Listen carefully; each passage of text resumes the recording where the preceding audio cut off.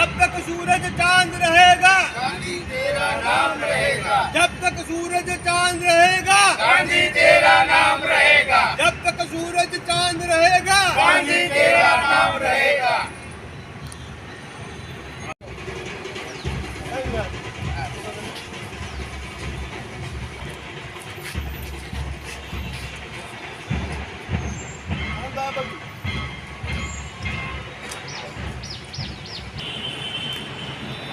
गांधी जी अमर रहो।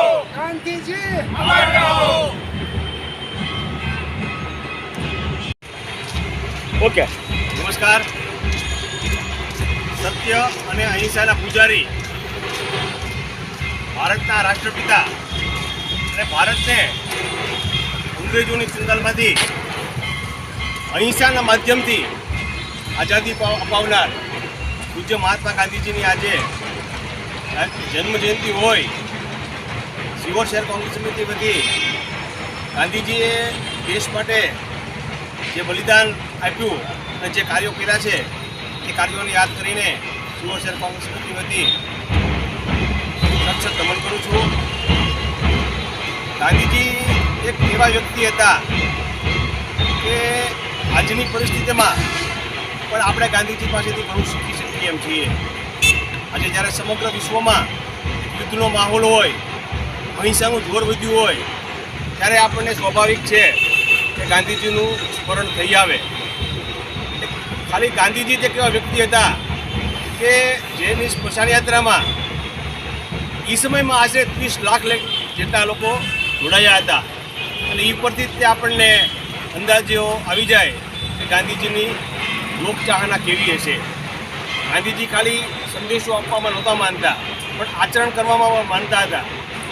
એ સમયમાં ગાંધીજી બળદગાડામાં અને રેલવેના થર્ડ ક્લાસના ડબ્બામાં ફરીને આખા ભારતનો પ્રવાસ કર્યો હતો કે ભારતના લોકોને શું મુશ્કેલી પડે છે એ જાણવા માટે ગાંધીજીએ પ્રયાસ કર્યો હતો. અને ગાંધીજીએ જ્યારે જોયું કે મારે ભારતના લોકો ભૂખમરો બેઠી રહ્યા છે, પહેરવા માટે લોકોને કપડાં નથી, ત્યારે ગાંધીજીએ તરત જ તે એક સમય એક જ તક જમવાનું વ્રત લઈ લીધું હતું અને ખાલી જ્યાં સુધી જીવ્યા ત્યાં સુધી ખાલી પોતળી પહેરીને આખું સમગ્ર જીવન ગુજાર્યું. એણે ગાંધીજીનું આચરણ જુદું અને સંદેશો જુદો એવું નહોતો. એટલે જ આપણે એવું કહેવાય છે કે મારું જીવન એ જ મારો સંદેશ. આજના તબક્કે ગાંધીજીને ખૂબ યાદ કરીને સખત નમન કરું છું. આ સાથે ભારતના પૂર્વ વડાપ્રધાન અને કિસાન નેતા લાલ બહાદુર શાસ્ત્રીની પણ આ જન્મજયંતિ હોય એમને પણ યાદ કરીને સખત નમન કરું છું.